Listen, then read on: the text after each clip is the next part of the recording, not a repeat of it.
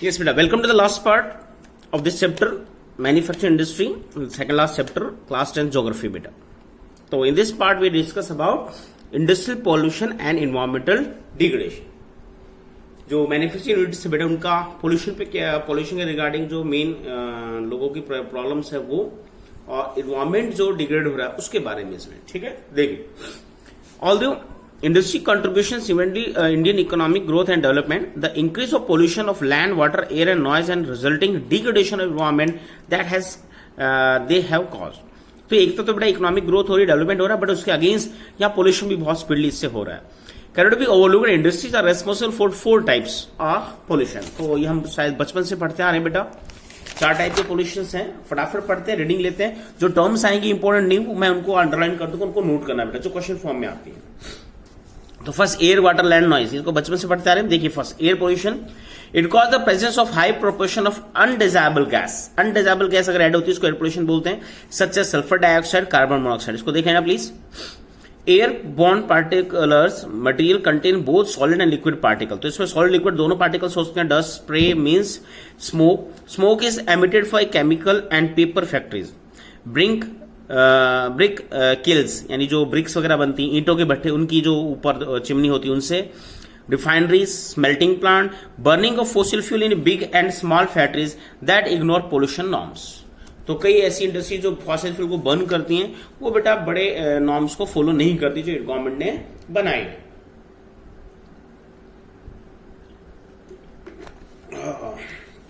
चलिए आगे चलते हैं। Toxic gas leaks can be hazards. इसके देखिए, इसका भी करंट एग्जांपल था बेटा, हमारे 2-3 स्टेट्स में अब ऐसी ट्रेजेडी फिर से हुई है। छत्तीसगढ़ भी है, तमिलनाडु भी है, कई जगह, और पुरानी हिस्ट्री की भोपाल गैस ट्रेजेडी है, ठीक है। 2237 मैंने दिया भी यहाँ, राइट। तो इनसे भी बेटा हम कहते हैं लॉन्ग टर्म इफेक्ट रहते हैं पूरे एरिया में। Are you aware the Bhopal gas tragedy occurred, यहाँ उसी का एग्जांपल दिया। Air pollution adversely effect human health, animal, plant, building and atmosphere as whole. तो ये सभी चीजों को इफेक्ट करते हैं, मेन से फैक्टर्स हैं। चलिए, तो इसमें भोपाल गैस ट्रेजेडी को नोट करना बेटा, 2-3 दिसंबर, 2 की रात को लीक हुई थी, 3 को इसका इफेक्ट हुआ था, ठीक है। तो अधिकतर बुक्स में आपको 3 दिसंबर मिलेगी बेटा इसकी date, 3 December 1984।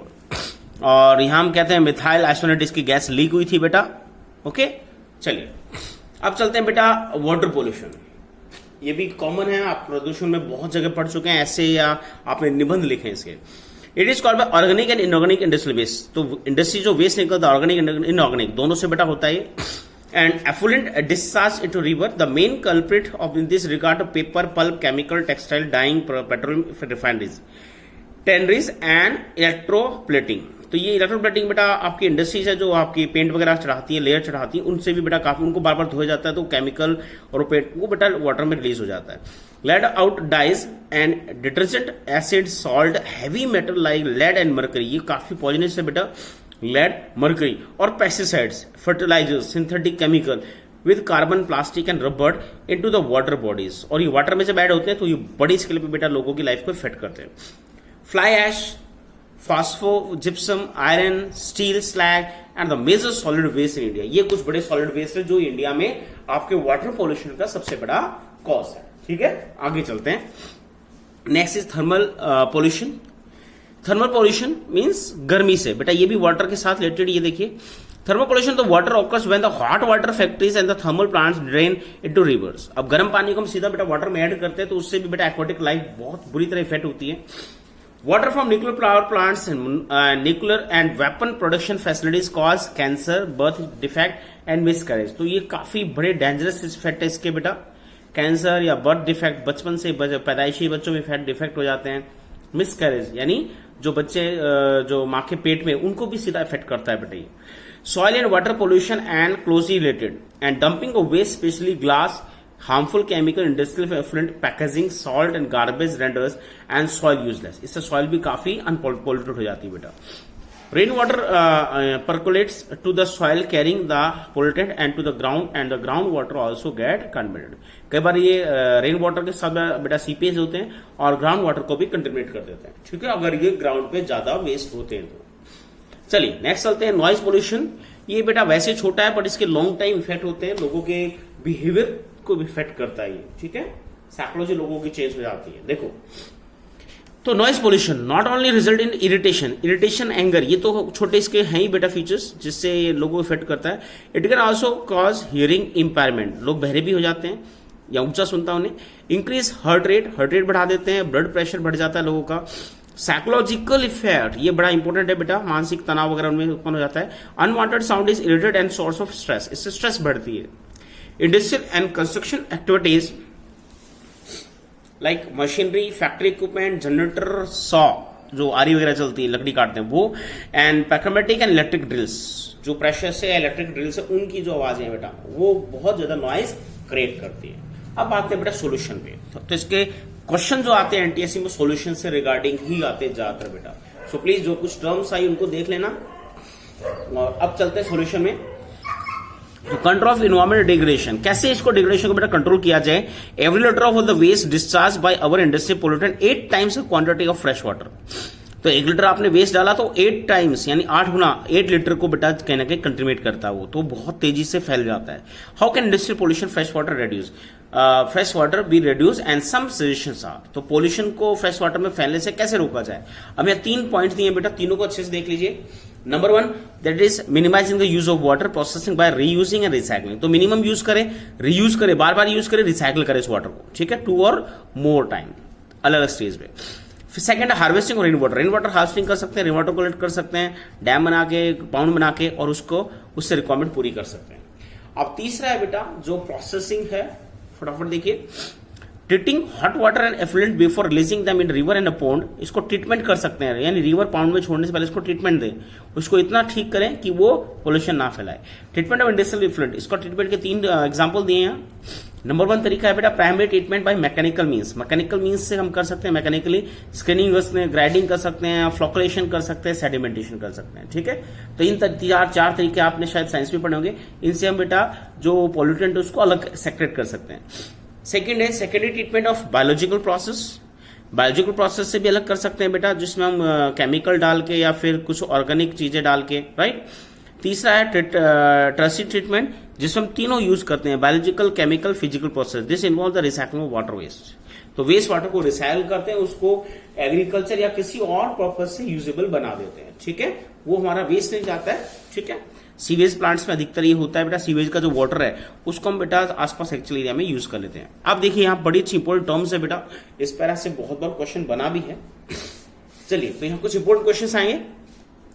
Over drawing of the ground water reserve by industry where there is a threat to ground water, तो ओवर ड्राइंग यानी ज्यादा, ओवर ड्राइंग मीन्स जो ग्राउंड वाटर हम सक करते हैं तो उससे बेटा काफी बड़ा थ्रेट, बहुत बड़ा खतरा होता है, तो इस पे हमें लिमिट लगानी होगी। Resource also need to regulate legally, और इसके लीगली यानी लॉस बनाने पड़ेंगे हमें।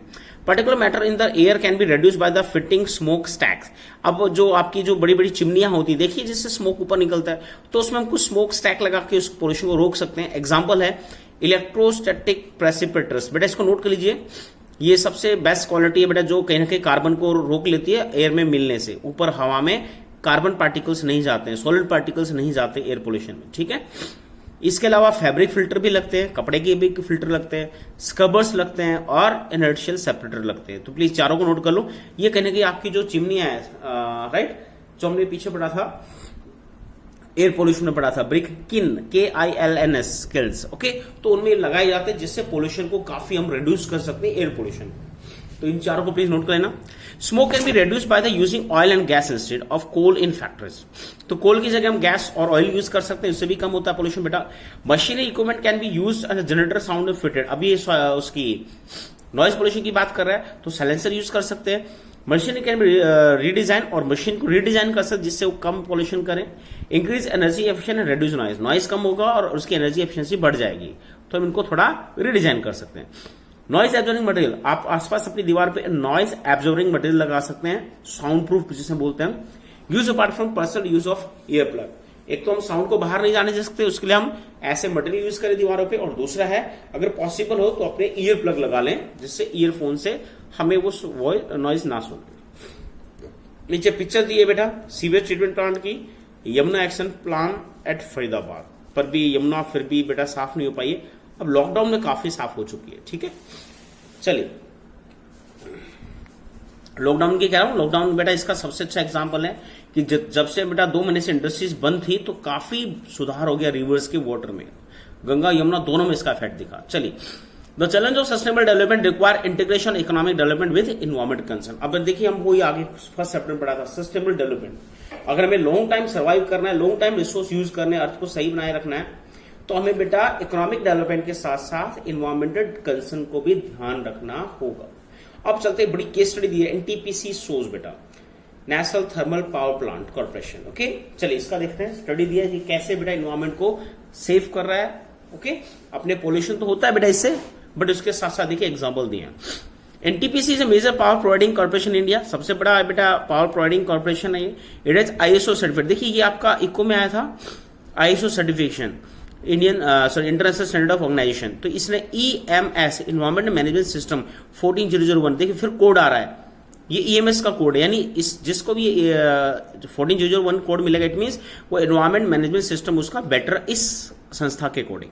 ठीक है, तो इसको ये सर्टिफिकेट मिला हुआ है। The corporation has a proactive approach for preserving the natural environment, तो नेचुरल एनवायरमेंट को प्रिजर्व करता है बेटा, and resource like water, oil, gas, fuel in place where the setting of the power plant. तो इन सब चीजों का कहीं ना कहीं वो मैनेज करता है, इनको प्रिजर्व करता है। ठीक है, it has been possible through, अब इसके कुछ स्टेप्स है बेटा, ए टू ई दिए हैं, ध्यान से देखना, 5 स्टेप है, कई बार इसमें से ही क्वेश्चन बनता है आपका।